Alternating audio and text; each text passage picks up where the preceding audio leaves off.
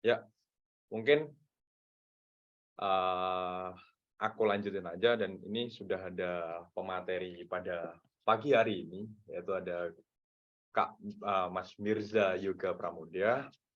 Dia adalah seorang dia udah berpengalaman menjadi seorang ilustrator dan animator di Edzenius Mansion Kota Malang, dan juga dia sudah menjadi UI designer di PT Amanah Karya Indonesia di Kota Depok, Jawa Barat, dan sekarang udah menjadi full-time remote UI designer. Dan uniknya lagi, Mas Yoga ini adalah lulusan dari Universitas Brawijaya, dan dia diberikan sebagai lulusan terbaik tahun 2022 dan mendapatkan IPK 3,63. Wah, sangat luar biasa ini. Dan mungkin nanti harapan saya untuk teman-teman sekalian bisa aktif dalam bertanya, aktif dalam berdiskusi ketika nanti udah dibuka sesi tanya jawabnya.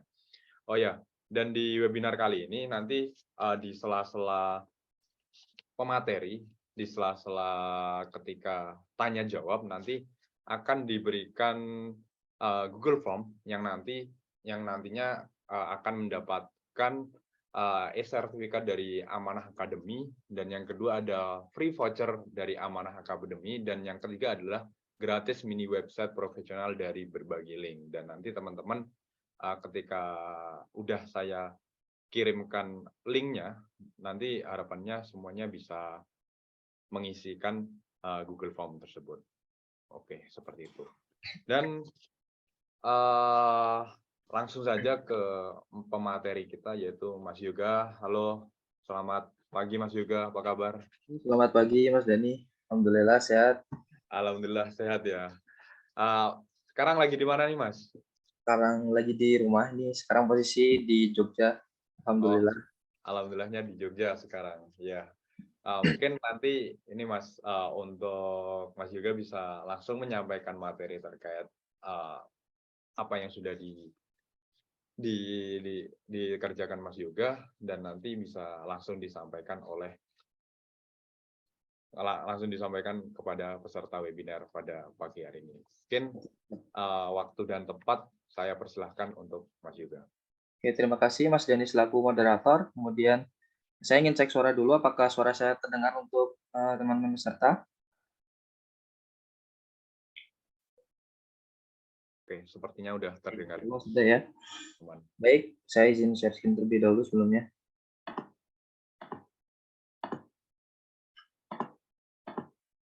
Sudah terlihat ya? Untuk sebentar. Oke, presentasi saya sudah terlihat. Mas Dani mungkin bisa menyampaikan kalau sudah. Sudah Oke, aman, Mas. thank you. Saya buka dulu. Bismillahirrahmanirrahim. Assalamualaikum warahmatullahi wabarakatuh. Alhamdulillah wassalatu wassalamu ala Rasulillah wa ala alihi wa sahbihi wa man wala.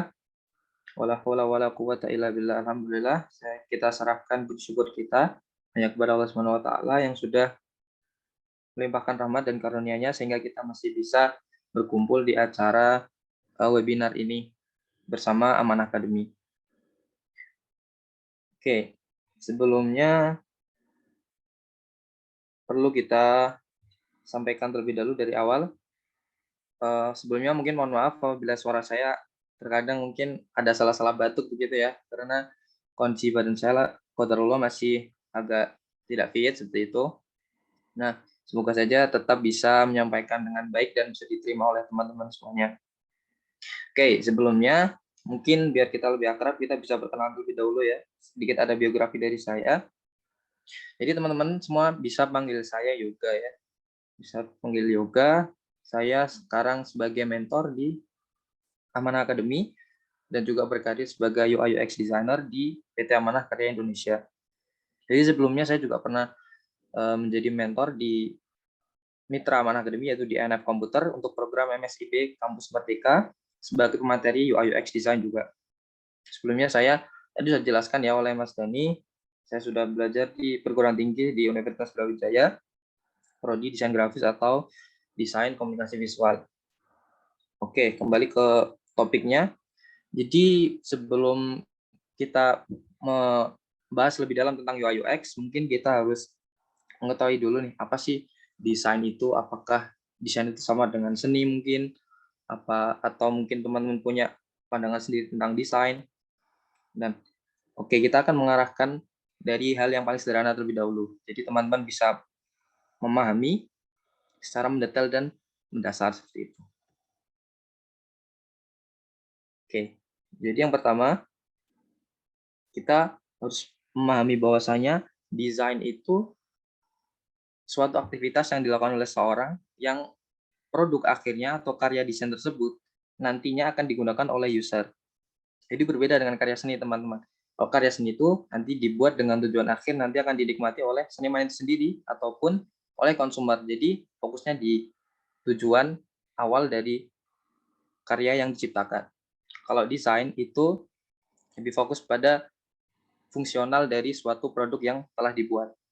Jadi ketika kita ingin menjadi seorang desainer atau seorang perancang seperti itu, kita harus aware dengan permasalahan yang ada dan bisa menyelesaikan permasalahan tertentu yang ingin kita selesaikan. Oke, jadi ada game sedikit untuk pemanasan teman-teman sekalian, jadi biar akrab gitu ya.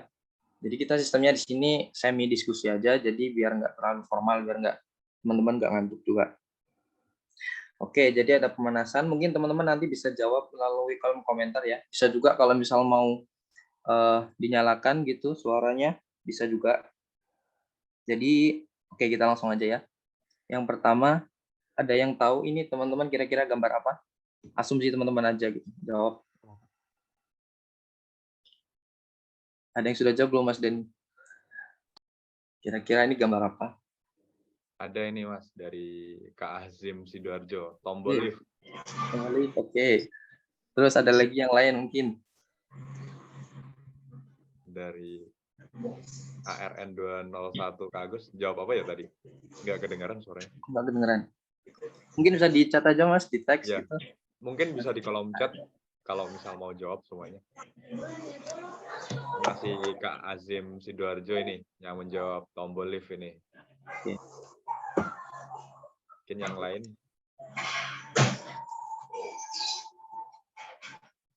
Ada lagi? Oke. Masih belum ada yang menjawab nih kayaknya. Oke, kita cukupkan aja mungkin ya. Mungkin jawaban dari Mas Azim tadi sudah mewakili yang lain. Jadi betul ini tombol lift. Terus pertanyaan berikutnya, kira-kira teman tahu nggak kalau kita mau ke atas itu kita mencet tombol yang mana nih? Apakah yang panah ini? Apakah yang kotak putih? Apakah yang panah ini? Apakah yang kotak putih yang di bawah ini? Ini mau makan nih. Jawab mungkin teman-teman. Ada mau makan. Nih Kak Vina Nur Fitriani menjawab panah atas Kak.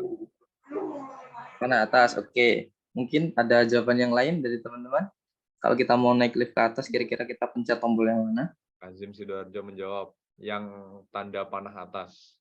Oke. Atas ini ada semua. Lagi? Putih kanan. Oke.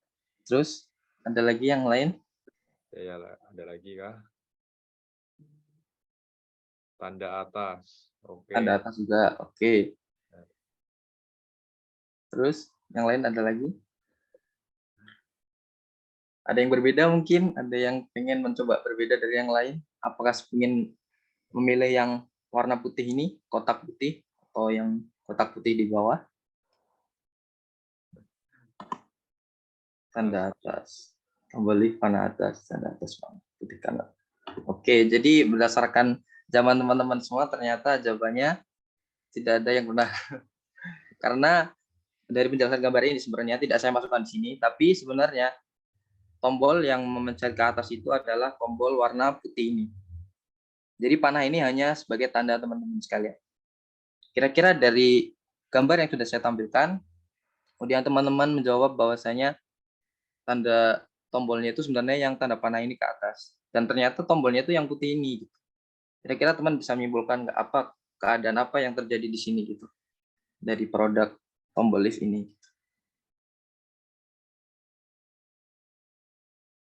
Apakah ini tuh berarti harusnya harusnya yang panah nih yang harus tombol gitu. Bisa-bisanya yang putih gitu kan.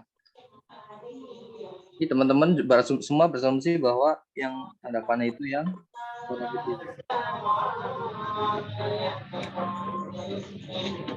Nah, oke. Ada jawaban mungkin dari Kak.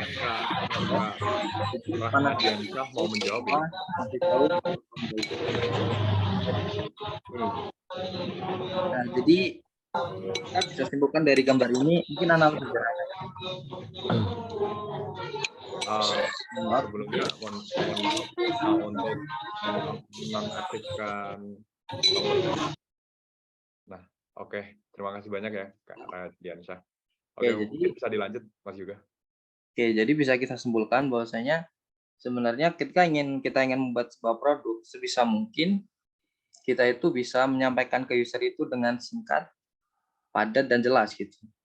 Jangan sampai terjadi kebingungan apa yang sudah terjadi di sini gitu. Teman-teman kan juga sudah jawab sendiri kan bahwasanya ternyata bukan itu tombolnya, dan ada kemungkinan juga bahwasanya teman-teman malah mengklik yang kotak bagian kiri bawah ini. Karena ini tidak jelas sekat mana sih yang membedakan antara kita mau buka lift yang ke atas ataukah kita akan buka lift yang ke bawah gitu. Oke, jadi ini salah satu pola pikir yang harus dimiliki oleh seorang desainer ketika kita ingin membuat sebuah produk. Jangan asal jadi, akan tetapi perlu perencanaan dan penelitian yang lebih dalam membuat sebuah produk desain. Oke, next. Dan ini coba teman-teman ada yang bisa jawab nggak? Kira-kira kalau saya pengen ke ruangan nomor 128, kira-kira kita harus belok kanan atau belok kiri? Coba teman-teman ada yang bisa jawab?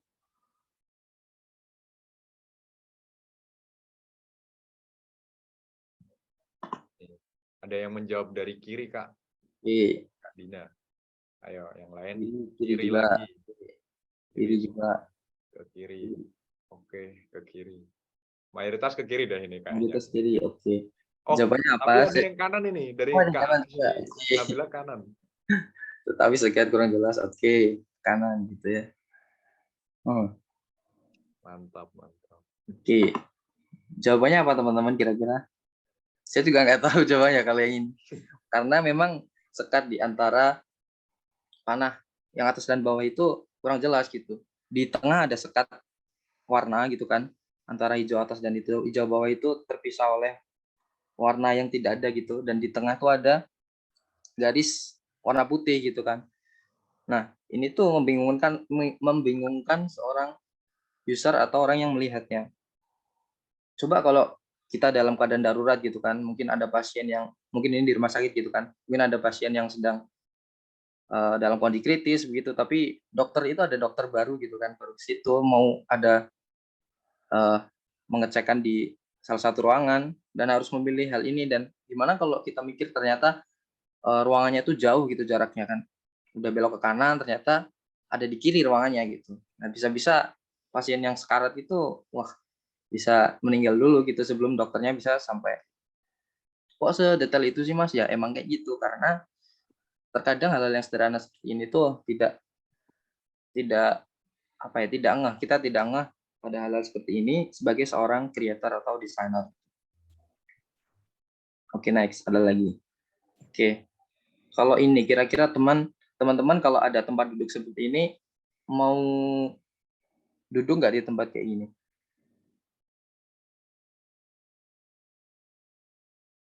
Ada yang bisa jawab? Itu gambar sampah ya, Mas juga? Iya. Jadi di sini ada tempat duduk gitu kan, tapi belakangnya ada sampah. Nggak mau. Kira-kira kenapa? Bau tadi ya, ada masyarakat jawab bau. Oke. Dari pandangan teman-teman sekalian, kira-kira mungkin kalau saya memposisikan sebagai desainer ya, dianalogikan saja misal, saya tuh pengen bikin fitur yang orang itu kalau duduk itu kalau mau buang sampah itu biar cepet gitu, biar nggak usah jalan dulu. Misal teman-teman lagi makan gitu kan, ingin makan tempat duduk, jadi kalau mau buang sampah tuh tinggal ya lempar aja ke belakang gitu kan, udah ada tempat sampah gitu. Itu kira-kira teman-teman tetap nggak mau kan, maksudnya duduk di situ walaupun jaraknya dekat buat buang sampah, tapi tetap aja ada efek yang lebih buruk daripada cuman lebih dekat buang sampah gitu. Bisa dipahami ya kira-kira. Jadi dari sisi ini kita sebagai desainer atau ketika kita ingin merancang sebuah produk, kita harus memikirkan kira-kira apa sih yang lebih penting di antara yang penting, seperti itu teman-teman sekalian. Dan perlu kita pikirkan juga, namanya orang duduk mau makan gitu pasti sampah organik gitu kan. Gimana kita naruh sampah organik di belakang kita sedangkan kita lagi makan gitu kan. Nah, hal seperti ini harus kita timbulkan pola pikir seperti ini agar kita bisa menyelesaikan masalah-masalah pada produk yang ingin kita buat. Oke, ada lagi. Lumayan banyak ya pertanyaannya, nggak apa-apa biar semangat sambil menunggu yang lain. Oke, jadi teman-teman bisa lihat ini gerak ya gambarnya ya, GIF-nya ya. Gerak Oke, kok. kira-kira teman-teman kalau ada keran kayak gini mau pakai apa enggak?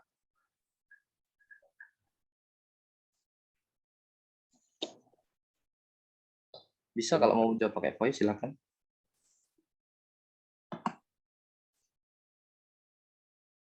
Pakai. Tetap pakai. Kenapa tuh alasannya kira-kira?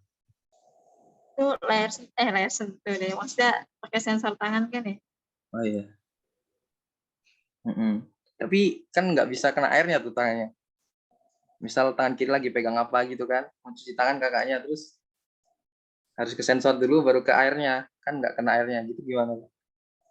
Ada solusi mungkin? Yang lain? Sensornya di depan keran kan? Oh enggak ya? Enggak. Sensornya Oke. Jadi solusi dari Bang Raka tadi apa tadi? Oke, ini ada jawaban yang bagus nih Rama, Densa, sama Bang Raka. Ribet juga ya sensornya di situ. Oke, mungkin teman-teman punya solusi kayak gini misal, oh ya sensornya taruh di atas aja Bang, gitu, taruh di bawah keluarnya air gitu kan. Jadi ketika kita tangannya menengadah di bawah keran itu bisa langsung kena air gitu kan. Nah, tapi apakah mungkin ketika kita meletakkan sensor di tempat seperti itu? Itu yang pertama. Kalau mungkin ya silakan gitu. Dan yang kedua, ketika teman-teman sekalian mau merancang produk dengan fitur yang kita bisa bilang keren gitu kan. Oh, ini kayaknya kalau kita bikin keran pakai sensor tuh kayaknya bakal keren nih kalau kita kasih fitur ini. Tapi ternyata tujuan utama dari produk itu tidak tercapai.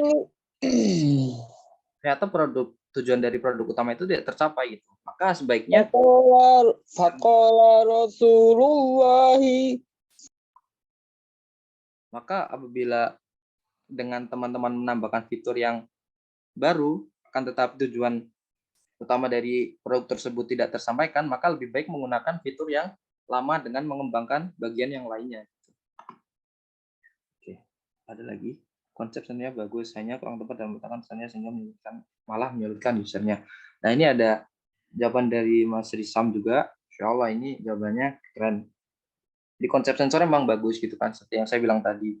Itu kan futuristik gitu kan, artinya up to date dengan perkembangan zaman gitu. Semakin mudah dalam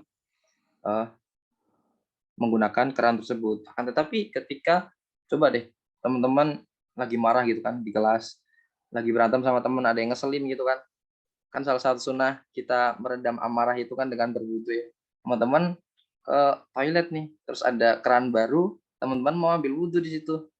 Nah, bukannya malah amarahnya turun, malah tambah emosi gitu kan, gara-gara lihat ada keran modelnya kayak gini gitu. Makanya hal-hal seperti ini kita harus canangkan dalam pola pikir kita sebagai seorang desainer. Jadi kita memandang sebuah produk dari sisi user, apakah memang dengan fitur ABC itu user terbantu ataukah malah tambah kesulitan gitu kan.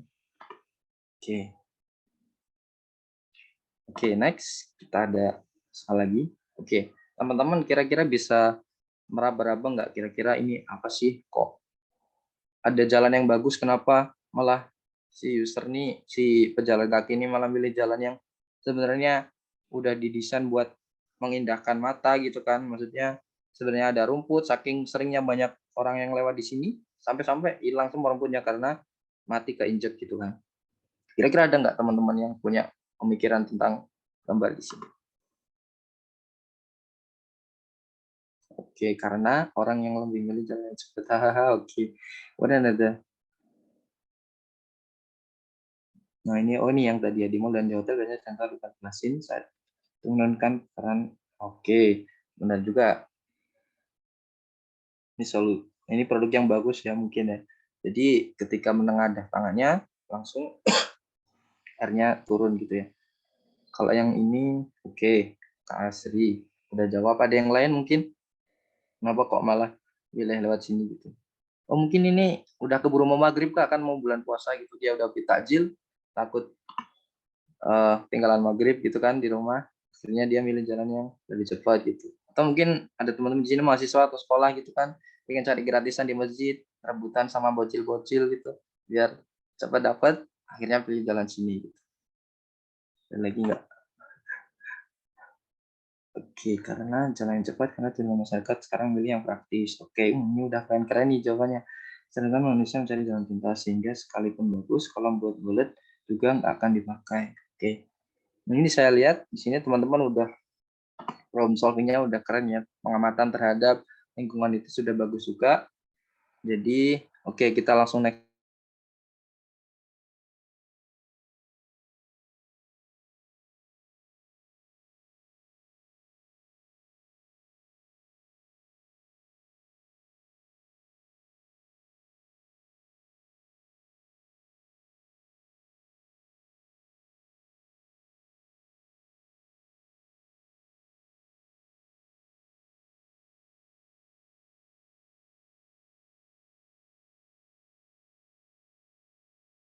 Kebutuhan.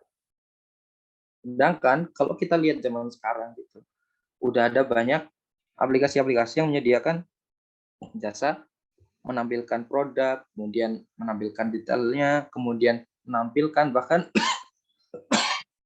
menampilkan review dari orang yang udah pakai barang tersebut gitu kan. Ada bintangnya, reviewnya, komennya gimana dari barangnya, apakah ini benar, apakah barang ini benar-benar sesuai dengan apa yang digambar gitu.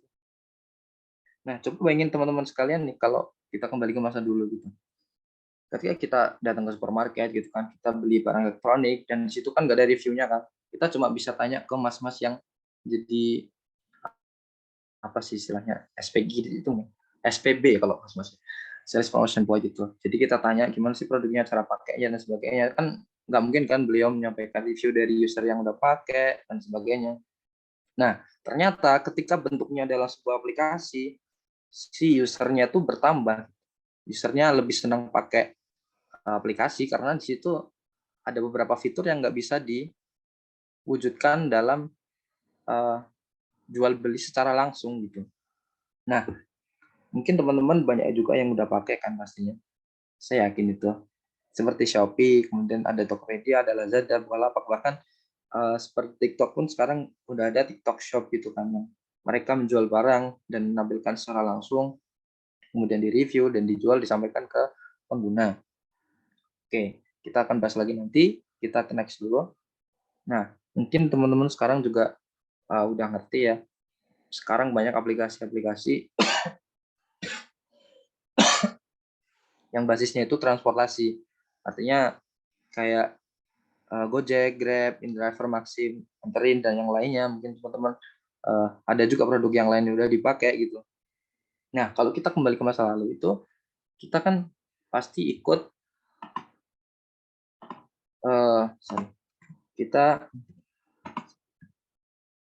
kita harus datang ke, misal kita bahas tentang ojek dulu deh.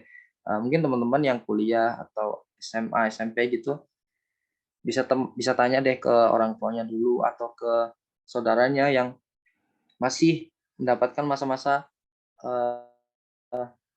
kalau kita mau ngojek tuh harus jalan dulu ke pangkalan ojeknya, terus baru negosiasi sama abangnya di situ, kemudian baru bisa pulang gitu. Iya kalau ada pangkalan ojeknya, kalau di pangkalan itu masih ada ojeknya, karena kadang saya sendiri pernah mengalami itu, karena dulu masih SD itu masih belum ada aplikasi kayak gini kan, masih naik ojek itu kadang kalau pulang sekolah.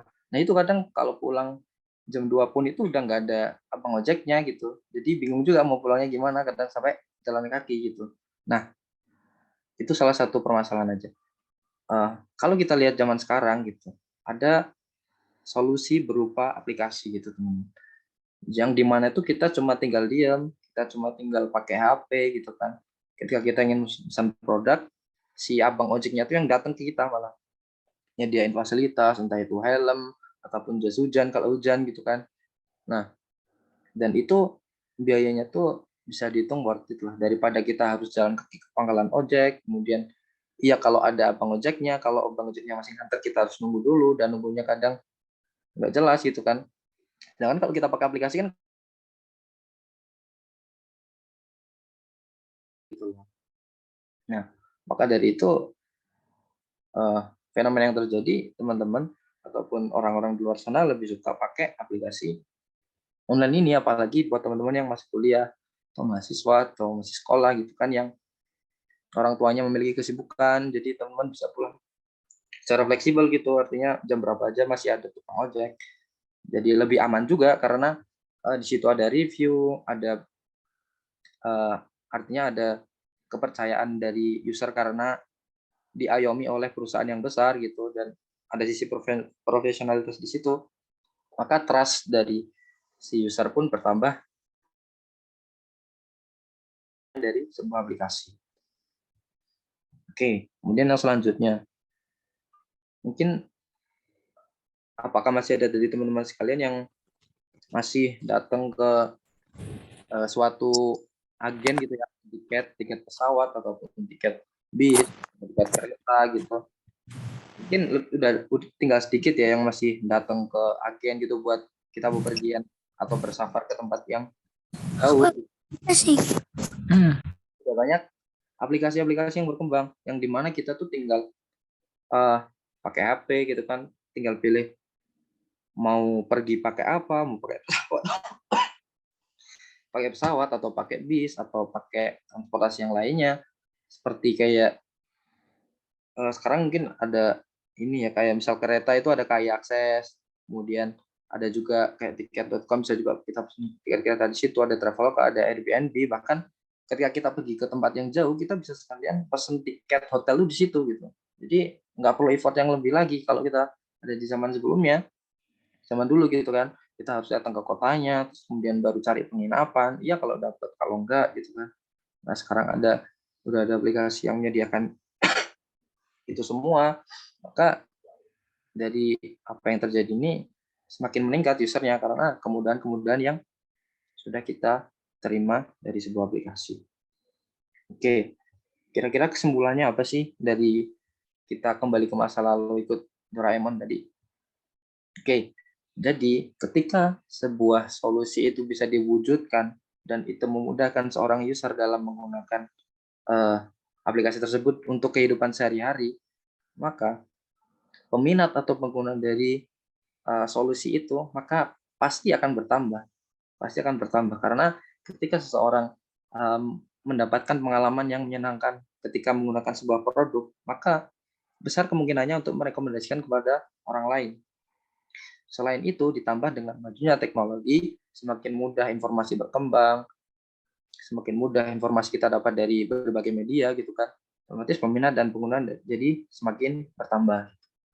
Nah, efeknya apa lagi nih ketika peminat dan pengguna semakin bertambah? Apakah cuma stuck di satu aplikasi aja? Apakah ada efek yang lain? Oh, ternyata persaingan antar produk berbentuk aplikasi itu menjadi sangat ketat gitu, teman-teman. Kayak yang kita bahas tadi ya, misal masalah transportasi jarak dekat, ada Gojek, ada Grab,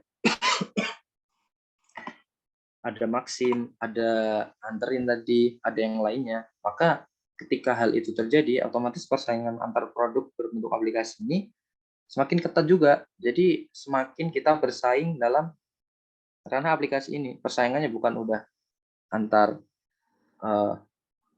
onsite gitu, artinya bukan dari toko-toko atau dari antar pangkalan ojek, antar ojek gitu. Jadi persaingannya jenisnya udah berbeda gitu dari sebuah aplikasi. Nah, dengan adanya aplikasi ini, otomatis si UI UX atau UI UX design itu berpengaruh besar pada meningkatnya user dari sebuah aplikasi. Makanya ketika kita ingin jadi seorang desainer, khususnya UI UX designer, harus paham masalah ini dulu. Kira-kira sepenting apa sih kita harus mendesain sebuah aplikasi kan kita bisa cuman datang aja ke developer gitu kan, minta, oh begini desain saya butuh ini. Tapi di dalamnya nggak ada proses yang berkaitan erat dengan penggunanya. Artinya yang dituju siapa itu kita nggak pernah nge-research, kita nggak pernah cari tahu. Makanya kalau dengan cara yang instan seperti itu, maka usernya akan semakin menurun karena kita nggak pernah meneliti gimana sih si user tuh ketika menggunakan produk yang sudah kita buat gitu. Nah, hal itu bisa terjadi ketika kita membahas meaningful dari sebuah aplikasi itu, maksudnya ketika business goals atau kita sebagai seorang desainer gitu, secara umum desainer, sebagai product designer, kita harus tahu dulu nih melinearkan antara business goals dengan user needs. Artinya kebutuhan user itu apa dan kebutuhan bisnis itu apa, sehingga menciptakan aplikasi yang berarti bagi si user. Ketika aplikasi itu berarti, maka bisa dinilai bahwa aplikasi itu berhasil karena bisa menyampaikan ataupun memberikan fasilitas yang sesuai dengan kebutuhan user. Maka ketika kita ingin menjadi seorang UX designer, kita harus aware masalah ini. Apakah kebutuhan user itu bisa benar-benar terpenuhi dengan sesuatu yang kita buat. Oke, nah meaningful app itu yang kayak gimana sih? Dari sisi UI UX itu kayak gimana sih biar aplikasi itu bisa dianggap berarti oleh orang yang menggunakannya? Gambarnya seperti ini teman-teman. Sederhananya seperti ini. Ketika aplikasi itu memiliki visual yang bagus, good visual and good flow, dan memiliki flow yang bagus,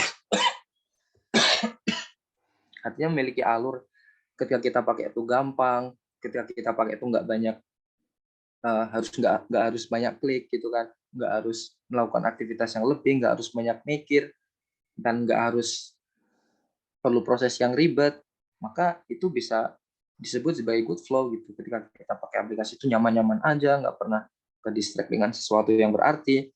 Kemudian good visual juga, oke, flow-nya bagus, tapi sama sekali nggak menarik. Nah, itu nanti kembali ke persaingan produk tadi, gimana caranya kita bisa menarik user, sedangkan secara visual pun kita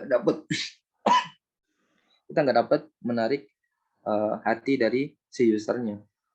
Jadi meaningful app ataupun ketika aplikasi itu bisa disebut berarti ataupun berhasil itu ketika bisa mengimbangi antara dua hal ini, antara beautiful dan useful. Makanya dari awal tadi saya sedikit jelaskan tentang antara seni dan desain gitu. Jadi ketika desain itu kita nggak cuma fokus pada beautiful, tapi tetap memperhatikan tentang useful atau fungsional dari suatu produk yang kita buat. Oke, dari sisi tadi kan kita bahas good flow dan good visual. Kira-kira siapa sih yang bikin atau peran apa sih yang bisa membuat visual itu menjadi bagus, dan apa sih peran yang bisa membuat flow dari suatu aplikasi itu bisa bagus gitu. Nah, di sini saya pisahkan menjadi dua bidang dan ada juga yang bersinggungan, yaitu ada UI dan UX. Kita bahas UX dulu. Jadi sebelum kita membuat sebuah produk, tentunya sebelum kita membuat user interface, kita menyelesaikan proses UX terlebih dahulu. Yang pertama, teman-teman mungkin bisa melakukan research, kemudian membentuk information architecture. Untuk detailnya nanti kita bahas lagi. Kemudian ada ideation, kemudian ada usability testing. Dan untuk irisan di tengah, ada juga wireframe, ada juga prototype. Dan kemudian kalau kita ada di bidang user interface, kita bisa mengolah branding dari produk yang kita buat, kemudian layouting, kemudian ada design system, kemudian ada visual design tentunya atau user interface design itu. Oke, information kita bahas satu ya. Secara singkat aja, information architecture itu apa sih? Gambarannya, ketika kita ingin membuat sebuah produk, misalnya aplikasi gitu ya, kita ingin buat aplikasi itu nanti isinya apa aja sih, kira-kira informasi yang garis besar informasi yang ingin kita sampaikan ke user itu apa aja sih? Nah, itu namanya information architecture. Bentuknya seperti bagan teman-teman. Jadi misal kayak organisasi itu kan di atas ada ketua. Nah, itu misalnya itu nama aplikasinya, kemudian di bawahnya itu fiturnya apa aja. Mungkin beli produk atau masukkan keranjang kalau misal marketplace itu ya, masukkan keranjang, kemudian ada fitur-fitur fungsi yang lain. Kemudian kalau user research itu bagiannya dia mencari tahu kira-kira aplikasi ini apakah memang benar-benar user butuhin nggak sih?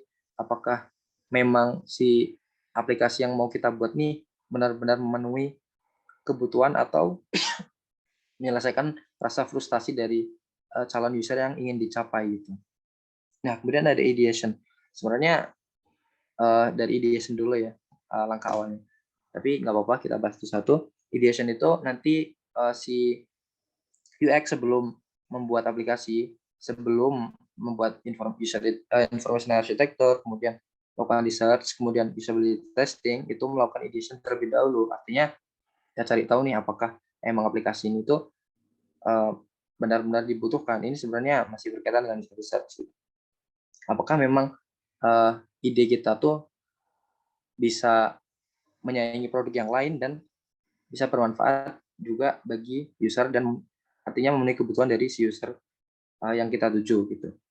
Dan ada usability testing, ini tahap yang terakhir, bisa dibilang terakhir dari satu proses desain gitu. Jadi ketika user interface sudah jadi, ada momen di mana kita mencoba atau mengetes produk yang sudah kita buat gitu. Apakah si user itu udah nyaman menggunakan aplikasi, kalau emang ada evaluasi itu apa aja gitu kan. Nah, kalau wireframe itu teman-teman nanti sebagai UX designer nanti membuat gambaran, misal teman-teman mau bikin marketplace nih, misal kayak Shopee gitu kan. Nah, di halaman awal tuh nanti isinya apa aja sih? Apakah kategori produk, apakah user nanti bisa cari produk, apakah nanti ada diskon di situ. Nah, itu nanti yang menentukan UX designer. Kemudian ada juga prototype. Nanti kalau prototype ini berkaitan dengan alur-alur ketika user menggunakan ada di halaman A, kemudian menggunakan fungsi suatu icon atau button gitu kan. Kemudian larinya kemana nih? Halaman kemana? Nah, itu nanti UX designer juga masuk di ranah ini. Dan kalau masalah branding, ini nanti UI designer ketika membuat produk visual ataupun membuat user interface nanti harus tetap dalam branding dari suatu perusahaan atau produk tertentu gitu yang dibuat.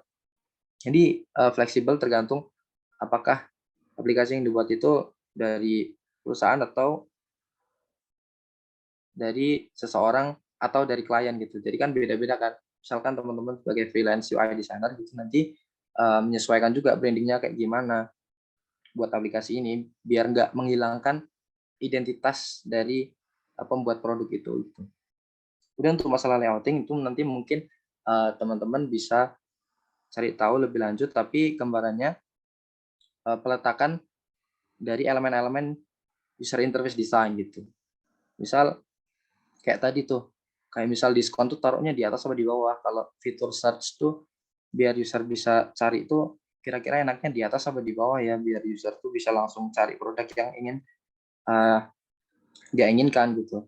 Kemudian kalau desain sistem itu lebih ke gimana sih nanti sistemnya desainnya tuh biar selaras dengan halaman-halaman lain yang kita buat gitu. Jadi ketika kita oper hasil karya user interface itu bisa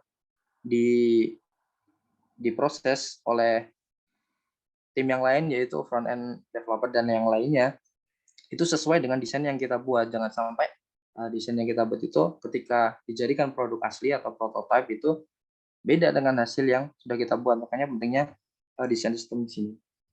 Kemudian untuk visual design ini umum ya, maksudnya kita buat user interface dari aplikasi yang sedang kita buat gitu. Jadi entah itu memasukkan elemen grafis, kemudian pewarnaan, kemudian tipografi, menentukan font pakai apa, ukuran berapa, kira-kira biar user tuh bisa enak ketika pakai aplikasi gitu-gitu.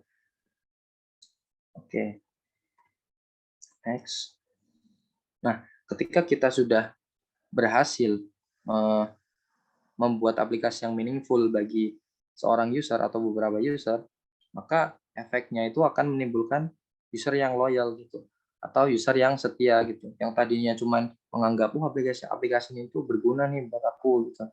Terus ketika sudah tercover kebutuhannya melalui aplikasi itu, maka timbul rasa loyal dari user. Ini bisa timbul gimana? Ketika si produsen atau pembuat aplikasi itu bisa mengayomi kebutuhan-kebutuhan user ataupun kebutuhan-kebutuhan tambahan dari user dari aplikasi yang sudah dia buat. Oke, tadi yang tadinya cuma sepakat bersalaman gitu ya. Jadi antara business goal dengan user needs itu bisa ketemu dan menciptakan kesetiaan dari baik dari sisi user ataupun dari sisi maker dari aplikasi yang sudah dibuat. Oke, kita udah tahu nih kira-kira perbedaan apa sih antara user interface dan user experience design. Nah, sekarang kita bahas sekilas varian karir di UI UX. Oke, jadi ada beberapa yang saya tampilkan di sini. Namun sebenarnya di luar sana masih banyak lagi variannya, kan tetapi garis besarnya ada di sini. Mari kita bahas satu persatu. Yang pertama ada product designer. Apa sih product designer itu? Gambarannya sederhananya. Jadi dia tuh inovator dari sebuah perusahaan atau sebuah tim desain gitu ya. Jadi dia tuh tahu seluk-beluk bisnis gitu kan. Gimana sih bisnis berjalan? Apakah produk yang ingin kita buat tuh benar-benar proper gitu kan buat perusahaan kita. Artinya dia menguntungkan perusahaan dan juga menguntungkan user yang dia capai gitu. Jadi lebih ke sisi bisnisnya kalau seorang product designer gitu. Oke, next. Ada juga UX designer. Jadi kalau UX designer itu lebih ke teknis ya. Jadi teman-teman kalau jadi UX designer menentukan nih kira-kira ketika contohnya ketika kita ingin bikin aplikasi. Ini halaman pertama ini apa aja nih isinya ya? Misal halaman login nih. Buat login tuh kira-kira biar user bisa cepat masuk tuh pakai apa ya? Apakah harus bikin akun dulu? Apakah bisa login pakai akun Google misal atau bikin akun Facebook atau akun Apple dan sebagainya. Nah, itu nanti yang merancang UX designer. Halaman tertentu tuh butuhnya apa aja, fiturnya tuh nanti apa aja. Itu lebih ke teknis, itu nanti si UX designer yang menentukan. Kemudian alur dari aplikasi itu nanti bagaimana, itu masih di ranah UX designer. Oke, next ada UX copywriter. Oke, mungkin ada pertanyaan lagi nih dari saya buat teman-teman sekalian. Kira-kira kalau teman-teman menemukan, teman-teman misal menginap di hotel nih, kemudian muncul aplikasi buat milih tanggal. Kira-kira lebih enak yang mana nih? Mungkin teman-teman masih bisa lah ya milih tanggal doang. Tapi kira-kira bagi teman-teman lebih enak yang mana nih? Kanan atau kiri? Buat teman-teman milih tanggal ketika pengen nginep di hotel. Silakan bisa dijawab mungkin dari chat. Oke, ada yang pilih yang kanan. Ada lagi.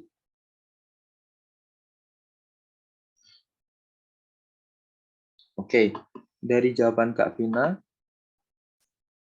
Oh, kanan. Ada juga yang kiri. Oh, ada juga yang kanan. Ada juga yang kiri. Oke. Jawabannya apa teman-teman sekalian? Sebenarnya relatif ya. Sebagai user punya pendapat sendiri-sendiri, akan tetapi kalau kita memandang sebagai UX copywriter atau UX writer, itu yang bagus itu yang sebelah kanan. Karena apa? Ketika kita menggunakan yang kiri, itu kita masih nggak jelas nih, bisa juga kita secara nggak langsung itu mengklik tombol yang salah. Mungkin bukan tanggal menginap, tapi malah tanggal keluar gitu. Tanggal apa sih kok namanya check out hotel gitu kan. Bisa jadi bisa jadi terjadi kesalahan seperti itu. Nah, dari sebagai UX copywriter itu harus bisa meminimalisir kekeliruan dari sebuah screen gitu. Bisa mungkin jangan sampai si user tuh salah pilih atau salah pencet dari fungsi yang dia pakai. Contoh yang lain, ketika teman-teman di halaman login mungkin di Facebook, di Twitter atau di Instagram gitu kan. Teman-teman kadang lihat kan di bawah itu belum punya akun tanda tanya gitu. Buat akun gitu. Terus teman-teman bisa klik tulisan buat akun itu. Nah, itu tuh salah satu tugas dari UX copywriter. Sebisa mungkin sekomunikatif mungkin, bahkan terkadang bahasanya itu bahasa gaul gitu, bahasa sehari-hari gitu. Kayak contohnya misal teman-teman pernah pakai Tokopedia, itu kalau keranjangnya kosong ada kalimat kalau nggak salah, "Ups, keranjang kamu masih kosong nih."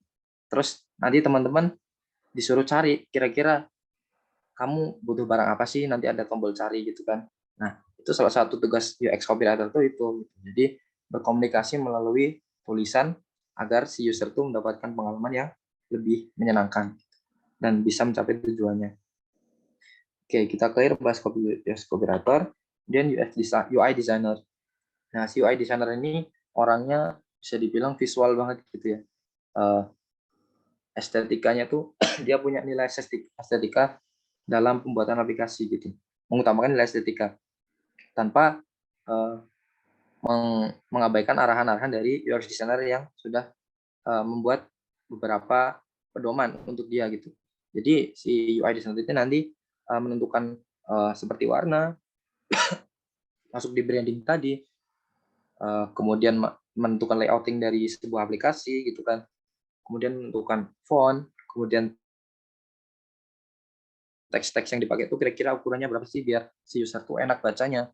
Terus kira-kira button tuh tingginya berapa sih biar kalau diklik tuh nggak malah keklik ke fungsi yang ini. Jadi itu gambaran UI designer di situ. Kemudian ada juga grafik atau illustration designer. Nah, kalau ini teman-teman sekalian, mungkin teman-teman pernah ya ketika buka aplikasi itu ada mungkin maskot kayak misal di Tokopedia gitu kan, dia kan punya maskot. Nah, biasanya suatu bentuk karya grafis gitu yang mendukung dari tampilan sebuah aplikasi atau website dan produk-produk yang lainnya gitu. Bisa juga terkadang graphic designer atau illustration designer ini dia yang bikin aset-aset kayak icon misal icon HP ini, kemudian ini ilustrasi yang ada kebutuhan-kebutuhan lain, misal logo gitu kan, ataupun hal-hal lain yang mendukung dari pekerjaan UI designer gitu.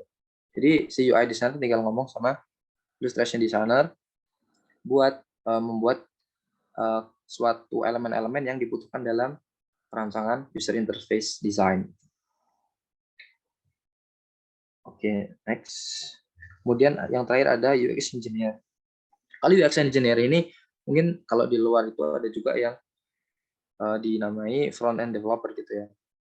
Malah lebih banyak populer itu sih, front end developer, bisa juga disebut sebagai UX engineer. Jadi dia mengekspor dari hasil dari karya yang sudah dibuat seorang UI designer nanti untuk diaplikasikan di website ataupun di aplikasi mobile gitu kan. Seharusnya ketika user interface itu sudah jadi, maka harus sesuai dengan produk atau prototipe yang diinginkan gitu. Jadi jangan sampai ketika desain sudah jadi nanti fakta di lapangan itu ternyata berbeda dengan user interface yang sudah dibuat gitu. Nah, itu tugasnya seorang front end developer gitu. Jadi mengoper project dari desain ke bahasa pemrograman. Biasanya yang dipakai HTML, kemudian CSS, kemudian juga JavaScript kalau di website ya. Kalau di mobile mungkin bisa teman-teman cari tahu yang lebih detail bagi ke teman-teman developer. Oke, ini kan ada banyak gitu kan, ada beberapa varian dan tools-tools yang dipakai setiap ini tuh berbeda-beda gitu teman-teman sekalian. Setiap role yang ada di UI UX itu menggunakan tools yang berbeda dan juga ada juga nanti job desk-nya juga berbeda gitu kan. Nah, tapi fakta di lapangan terkadang kalau di startup gitu apalagi ataupun perusahaan yang masih merintis gitu kan, terkadang satu orang menyelesaikan semua role ini, bahkan terkadang cuma dikerjakan oleh beberapa orang saja gitu. Misal satu orang jadi UI designer juga jadi UX designer gitu. Terkadang satu orang jadi UX operator dan dia juga sebagai UX designer gitu. Dan terkadang juga ilustrator, illustration designer ini juga dia jadi UI designer. Jadi hal ini bukan hal yang tabu gitu ya, tapi masih wajar gitu karena di startup gitu namanya masih merintis gitu kan ya. Terkadang kita melakukan beberapa job desk gitu. Namun tentunya yang lebih bagus itu ketika suatu tim itu memiliki keahlian masing-masing gitu. Artinya dia mendalami suatu bidang, maka nanti produk yang dihasilkan juga akan semakin bagus. Gitu. Oke, teman-teman kan udah tahu kan tadi dari UI UX itu apa, kemudian job desk-nya apa aja, role di UI UX itu apa aja, kemudian alur proses pekerjaannya itu kayak gimana sih? Apakah lama ataukah singkat gitu kan? Mungkin bisa teman bisa lihat di sini. Oke, jadi untuk gambaran umumnya sebenarnya ada banyak metode gitu kan ketika kita ingin membuat sebuah produk UI UX gitu. Tapi umumnya melewati 4 proses ini. Yang pertama ada understand, research, and define gitu. Jadi sebelum kita membuat produk kita harus pahami dulu nih apakah nanti produk yang kita buat tuh memang bermasalah gitu. Apakah memang ada masalah yang membutuhkan produk kita gitu, apakah produk kita tuh solutif gitu kan. Jadi teman-teman semua bisa meneliti ini, kalau ini job desk-nya UX designer ya. Jadi bisa meneliti secara kualitatif maupun kuantitatif. Jadi bisa dengan wawancara, mungkin bisa juga pakai data yang kuantitatif, artinya dengan angka gitu. Oh, sorry baru buka chatnya tadi. Yang udah kan satu orang. Iya. Jadi untuk understand, research, and define ini bisa secara kualitatif atau kuantitatif dan bisa dua-duanya gitu kan. Teman-teman tergantung nanti permasalahannya case by case gitu. Kasus ini tuh apa sih permasalahan yang paling berat gitu. Kasus ini apa sih yang paling perlu diperbaiki gitu kan. Kemudian teman-teman mendefinisikan masalah dengan kalimat yang sederhana gitu. Jadi misalkan ternyata orang dengan usia sekian sampai sekian itu membutuhkan aplikasi A karena dia memiliki masalah A, B, C, D, E dan dijelaskan di situ solusinya dan dijelaskan juga harapan dengan adanya aplikasi itu nanti bakal membantu di permasalahan apa gitu kan. Oke, setelah itu selesai, nanti teman-teman bisa ide dan desain. Mencari ide dan solusi yang sudah teman-teman temukan dari research tadi. Ketika sudah ditemukan masalahnya apa, nah itu langsung mulai merancang gambaran kerangka dari desain yang ingin kita buat. Idenya sudah ada, tinggal dirancang secara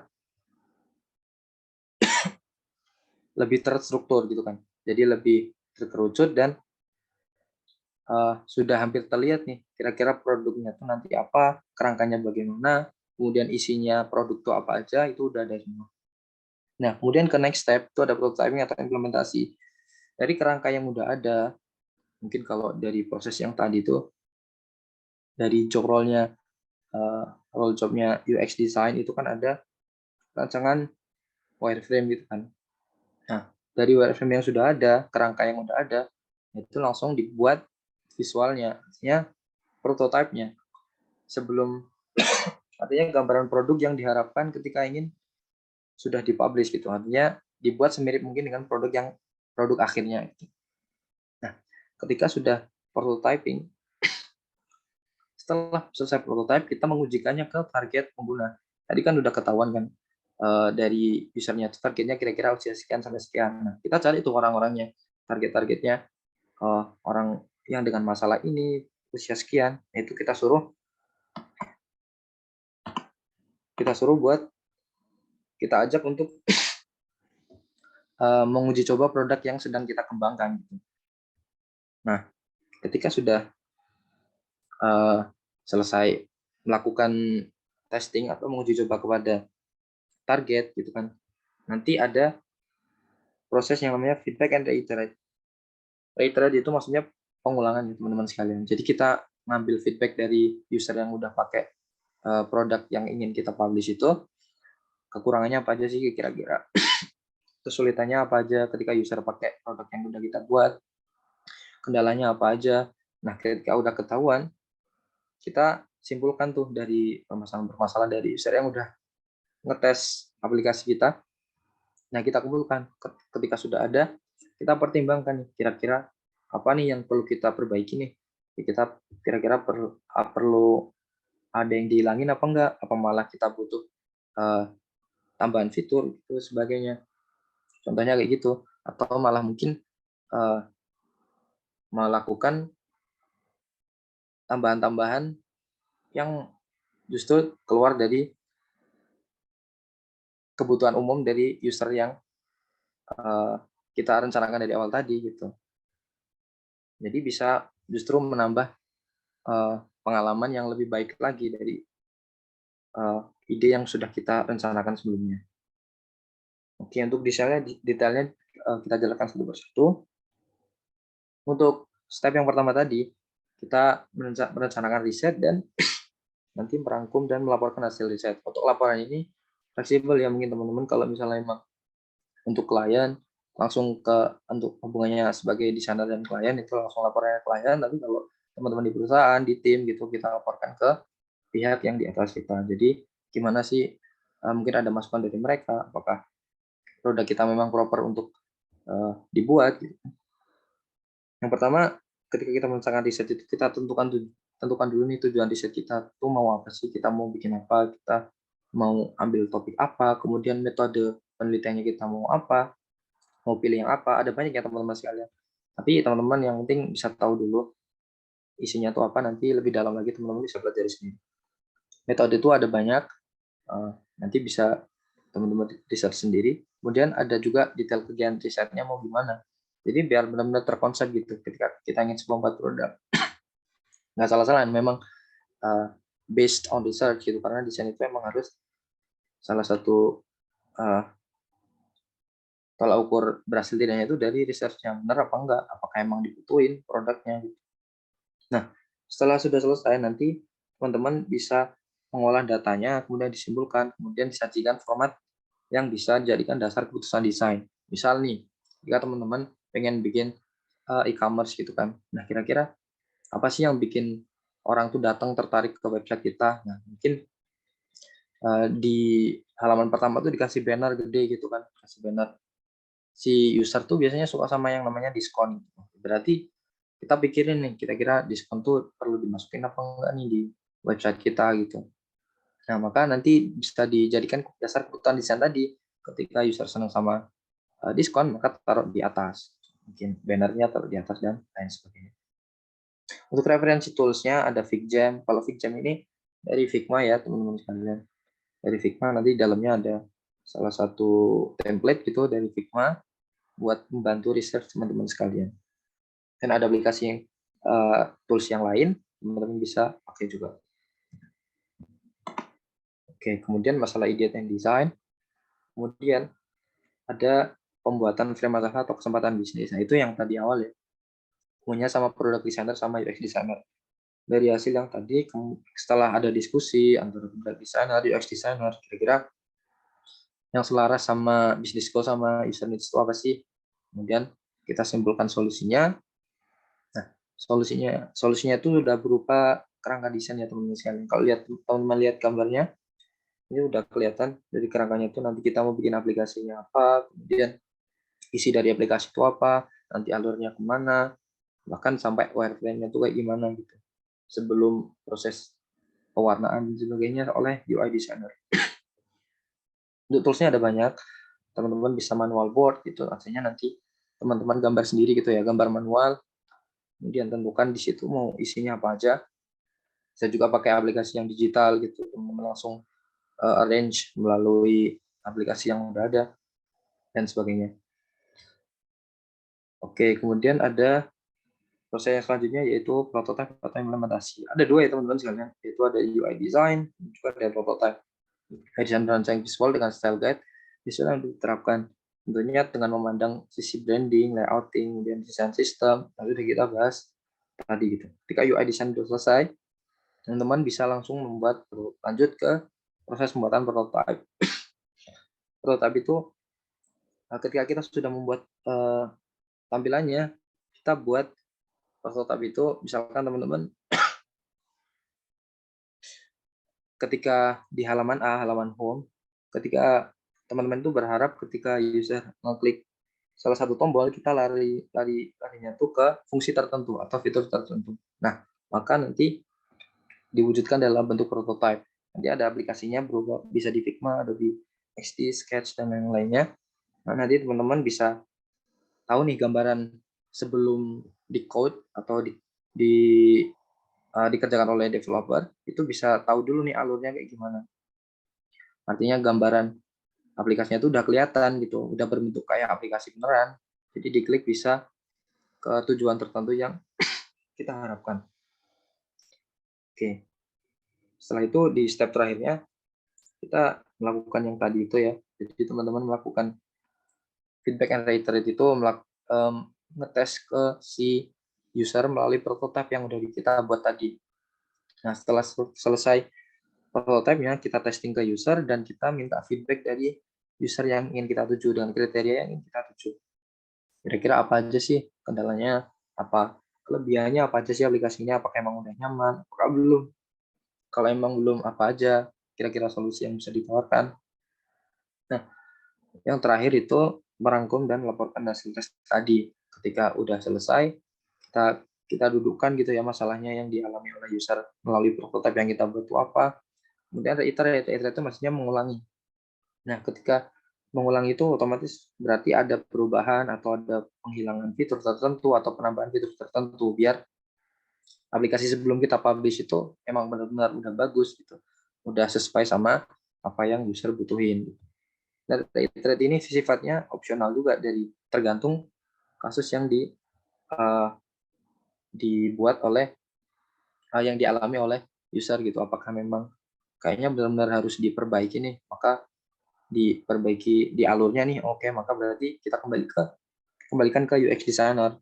Jadi si user tuh punya masalah di alur, mungkin alurnya terlalu panjang, terlalu ribet, jadi si user nggak bisa mencapai tujuan ketika melakukan testing itu. Untuk referensi tools-nya bisa pakai Recorder, Google Suite, Maze, atau Zoom, atau Meet, dan lain sebagainya. Untuk masalah tools, nanti teman-teman bisa cari secara mandiri gitu ya, karena terlalu banyak kalau jelas. Oke. Kemudian cara efektif dan efisien belajar UI UX itu gimana sih? Oke, sebelumnya saya tanya ke Mas Dani dulu, kira-kira karena ini waktunya udah lewat banyak ya, kira-kira tambahan waktu sampai jam berapa ya, Mas? Mungkin bisa 5 menit lagi deh, Mas. 5 menit lagi, oke deh. Sebenarnya ada yang mau saya tampilkan contoh karya study case gitu kan dari UX UI itu gimana sih prosesnya? Itu mungkin saya share melalui mungkin ikut di materi aja mungkin ya. Oh iya. Kemudian cara efektif dan efisien belajar UI UX gimana sih? Kita mulai dari mana sih gitu kan? Oke, yang pertama, teman-teman kalau mau buka boleh. Jadi saya sumbernya ngambil dari medium.com. Medium.com itu media informasi buat para desainer, khususnya product designer gitu ya, artinya UI UX dan lain sebagainya. Buat teman-teman mau nambah informasi dan nambah insight di sana. Jadi yang pertama, teman-teman sekalian harus tahu dulu nih, kenapa sih alasan teman-teman pengen mendalami atau mempelajari UI UX design. Seperti yang saya katakan di awal, ketika mungkin salah satu teman-teman berpikiran, oh bisa nih ketika saya punya keahlian di masalah pemecahan masalah gitu ya, kayak yang tadi di awal produk itu, kita pemanasan itu. Saya punya keahlian di problem solving nih, kayaknya saya cocok di bidang ini. Nah, kemudian mungkin ada alasan lain. Mungkin cocok dengan keahlian yang teman-teman miliki selain itu gitu. Mungkin punya kelebihan dia punya kelebihan di visual gitu kan. Dia jago ngolah visual. Oke, berarti kita bisa belajar UI UX juga secara umum gitu. Lebih fokus di user interface design. Nah, kita udah masuk ke step yang kedua. Jadi tentukan dulu bidang UI UX mana yang perlu kita ketahui secara umum dan secara mendetail. Ini masih berhubungan ya satu dua ini sebenarnya. Jadi yang satu tadi kita bahas ulang, ketika kita ingin mempelajari sesuatu kita harus ada komitmen juga kan. Artinya kita harus ada alasan yang kuat ketika kita sebelum mulai suatu pembelajaran tertentu gitu. Kira-kira kita dapat apa sih kalau kita belajar UI UX? Apakah sesuai sama minat bakat kita? Apakah memang pure kita cuman iseng aja? Ya nggak masalah sih sebenarnya kalau pengen iseng aja, cuman biar kita lebih istiqomah gitu bahasanya ya. Kita perlu temukan dulu alasan dalam diri kita kenapa harus belajar. Yang kedua tadi, kita harus menentukan dulu nih dari role-role yang udah saya jelaskan tadi, kira-kira lebih condong di daerah mana, di role yang mana. Kalau kita tentunya kita harus mengetahui role secara umum ya, job desk yang lain dari bidang-bidang yang lain, tapi kita harus punya spesialisasi juga dalam bidang. Karena setiap bidang yang ada dalam UI UX itu nanti dalam juga ilmunya gitu. Jadi perlu pengetahuan secara umum dan secara mendetail juga. Oke, yang terakhir, yang ketiga maksud saya, buat roadmap belajar biar nggak dalam tanda kutip tersesat gitu. Jadi cari tahu mana yang paling penting. Misal teman-teman, saya mau jadi UI designer nih. Oh, kalau UI designer itu nanti toolsnya apa aja berarti? Toolsnya apa aja? Kemudian ilmu yang paling penting itu apa aja? Kemudian ilmu yang sekunder itu apa aja gitu. Jadi teman-teman punya mapping di situ. Ketika saya ingin jadi UI designer, saya kebutuhannya apa aja, kemudian ilmu-ilmu yang paling penting itu apa aja. Misal kayak layouting itu belajar warna gitu kan, belajar fill gitu kan. Kemudian mungkin kalau teman-teman pengen jadi graphic designer gitu, bisa mengetahui apa aja sih kira-kira ilmu yang paling penting buat role ini gitu. Kurang lebih seperti itu. Jadi teman-teman buat roadmap belajar. Jadi ketika teman-teman mau jadi apa, nanti ilmu alatnya itu apa aja, ilmu yang sekunder itu apa aja, kemudian yang perlu diperdalam itu apa aja. Nah, untuk yang keempat, temukan pihak yang bisa membantu teman-teman sekalian itu mengembangkan skill bidang UI UX gitu. Misal teman-teman ikut online course gitu kan. Nanti di Aman Academy juga ada kursus online UI UX, kemudian ada juga teman-teman bisa juga cari komunitas gitu mungkin di daerah teman-teman ataupun melalui sosial media gitu kan, komunitas-komunitas UI UX dan yang lain sebagainya gitu. Yang penting teman-teman ada pihak yang membantu teman-teman, membantu motivasi teman-teman untuk selalu get in touch dengan UI UX. Nah, kemudian yang kelima, cari platform atau tempat buat teman-teman sekalian itu menerapkan ilmu yang dipelajari gitu. Setelah teman-teman tahu teori tentang dasar UI UX, kemudian teman-teman bisa desain UI UX. Nah, itu proses buat bisa desain UX itu dari mana tuh? Nah, itu teman-teman harus bisa juga cari. Nah, salah satunya bisa di ini ya, referensi belajar UX ini ada di Behance, ada di Dribbble, ada di Medium juga ada study case gitu. Jadi teman-teman bisa cari dari UI UX designer yang profesional gitu kan. Gimana sih mereka metode research-nya gitu, apakah kita bisa meniru mereka gitu. Jadi teman-teman bisa juga bikin fake project gitu kan. Misal teman-teman punya aplikasi apa, misal Gojek deh. Kayaknya saya susah nih di fitur ini gitu. Ternyata di teman-teman lihat review dari user-user di Play Store atau App Store itu emang sama nih kayaknya kesulitannya sama kayak saya di fitur ini tuh kesulitan di sini. Nah, terus teman-teman coba research di situ. Kira-kira permasalahannya apa aja, kemudian kira-kira solusi untuk desainnya tersebut seperti apa gitu. Jadi teman-teman bisa juga kayak gitu. Jadi melakukan fake project. Banyak juga kok platform-platform di teman-teman tinggal di search di Google gitu. Kayak design challenge gitu, UX design challenge gitu-gitu. Kalau enggak UI design challenge itu banyak juga ditemuin di Google gitu. Teman-teman bisa tinggal search aja gitu. Nah, yang terakhir teman-teman bisa juga publikasikan jika sudah melakukan fake project tadi misal atau coba research sendiri gitu kan dari aplikasi yang sudah ada, kemudian redesign, teman-teman bisa juga publikasikan. Publikasikan itu ada banyak juga platformnya, bisa di Behance tadi, bisa di Dribbble atau di Instagram gitu kan. Nah, terus juga minta kritik dan saran dari orang yang dirasa lebih expert. Misal teman-teman punya orang yang berkecimpung di bidang UI UX, teman-teman bisa nanya atau upload di platform komunitas tadi, misalnya di Facebook atau di Instagram, teman-teman upload di sana dan minta kritik dari yang jadi expert gitu. Oke, mungkin itu saja dari saya. Mungkin sebagai basic saja buat teman-teman sekalian mengerti tentang dasar-dasar UI UX dan mungkin skop belajarnya juga gimana. Oke, saya kembalikan ke Mas Dani. Silakan. Oke, baik. Terima kasih banyak dari Mas Yoga. Mungkin ini penjelasan tentang UI UX sudah sangat komplit ya, kayaknya pada webinar kali ini. Dan untuk teman-teman sekalian, mungkin habis ini ada sesi tanya jawab dan saya moderator akan memberikan maksimal 3 penanya dan mungkin yang bisa bertanya untuk bisa langsung raise hand mulai dari sekarang deh.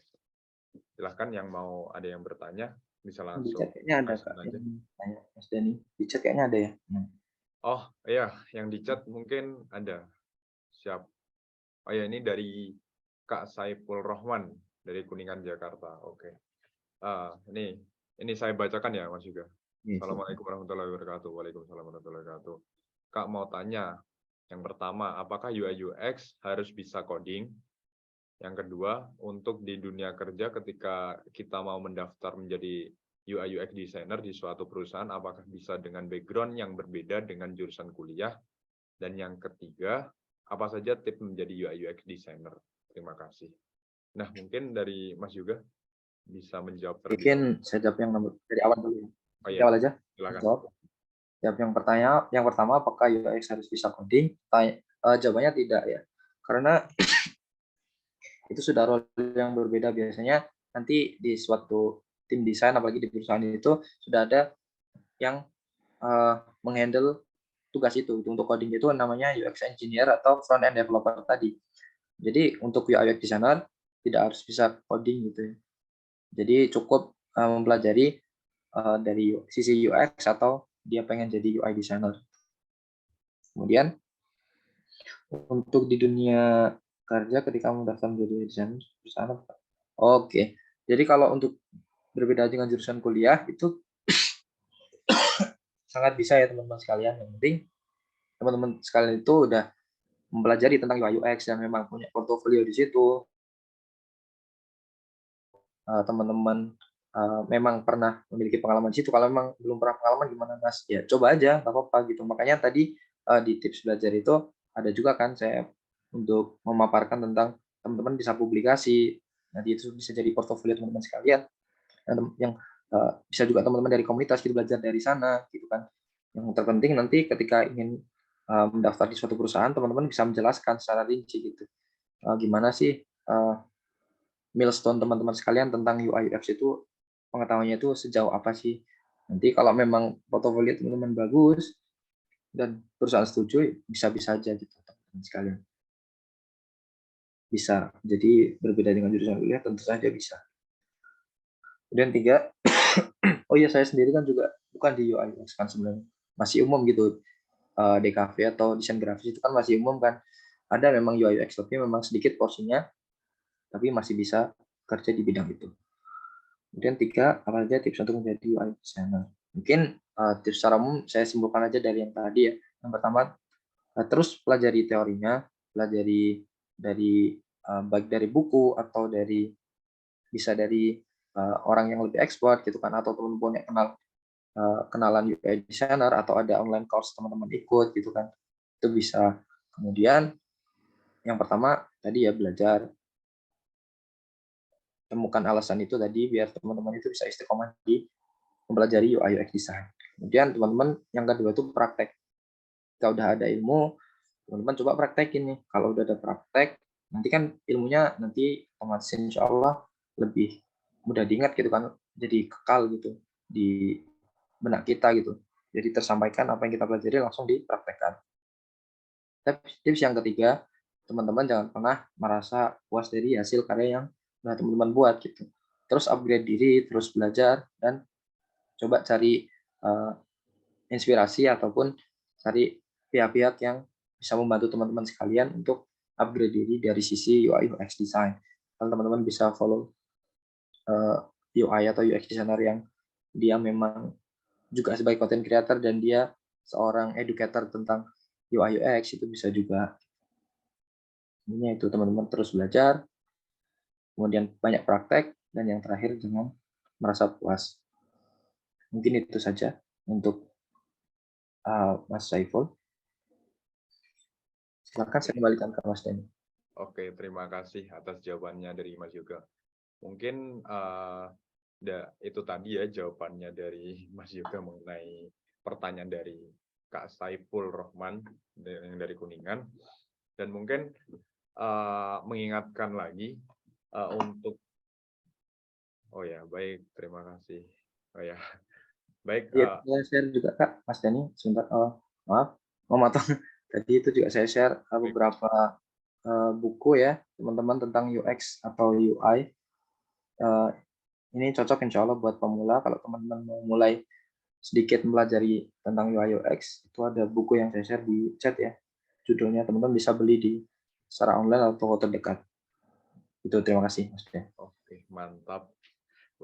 langsung dikasih buku referensi ya untuk belajar terkait UI dan UX dari versinya Mas Yoga. Oh ya, untuk teman-teman sekalian, itu udah saya kirimkan untuk link Google Form yang nantinya untuk teman-teman sekalian yang hadir pada Zoom siang hari ini untuk bisa mengisikan identitasnya, karena nanti akan mendapatkan e-sertifikat dari Amanah Academy, dan yang kedua ada mendapatkan free voucher Amanah Academy, dan yang ketiga mendapatkan gratis mini website profesional dari berbagi.link. Dan mungkin ini dari saya, ini nih diberi satu kesempatan lagi untuk teman-teman yang ingin bertanya terkait UI UX, saya persilahkan. Mungkin di sini ada yang bertanya untuk bisa raise hand dan mengaktifkan mikrofonnya. Mungkin ada yang bertanya. Sepertinya udah cukup. Oh ya, dan saya akan memberikan informasi terkaitannya dengan kelas UI UX untuk kelas-kelas UI UX di Amanah Academy udah update di postingan terbarunya di Amandemi. Mungkin dari teman-teman sekalian nih, ketika kalian berminat dan ingin menekuni terkait dengan bidang UI UX, mungkin bisa langsung mendaftarkan kelas UI UX yang sudah di-upload di postingan Amanah Academy di Instagram. Mungkin sepertinya sudah tidak ada yang bertanya nih, Mas Yoga. Oke, ya udah. Mungkin dari sesi tanya jawab bisa diakhiri, dan sebelumnya ini nih teman-teman sekalian, mohon mengaktifkan kameranya karena setelah ini kita akan sesi foto bersama, dan saya berharap untuk teman-teman sekalian bisa, ayo dong aktifin kameranya, kita foto bersama agar ya biar tahu ini muka-muka cerianya di hari-hari Minggu yang bisa meluangkan waktunya untuk ya belajar terkait UI UX ini. Saya pengen melihat. Ayo mungkin untuk teman-teman bisa diaktifkan kameranya. Wah, ini ada Kak Risham udah diaktifkan. Ayo yang lain, Kak Saiful, Kak Raka, Kak Vina, Kak Talita, Kak Lutfi, terus Kak Agus, Kak Irsyad, Kak Supri, Kak Farhan, Kak Dina, semuanya bisa diaktifkan. Mungkin ditunggu nih, ayo ditunggu untuk mengaktifkan kameranya sebentar untuk kita sesi foto bersama. Oke, mantap. Mantap. Oke. Mungkin yang lainnya, kalau misal lagi ada halangan juga nggak apa deh, nggak ikut. Oke. Ayo bisa diaktifkan sebentar aja. Kita mau buat sesi foto bersama. Oke, mantap. Udah ada yang banyak ini yang aktif kamera. Oke. Ya. Oke. Kita kasih kesempatan 1 menit lagi deh. Ayo, kita menunggu Kak Raka, Kak Saiful, Kak Dina, Kak Odidasa, Kak Farhan, dan Kak Talita. Mungkin bisa mengaktifkan kameranya untuk kita sesi foto bersama. Ya.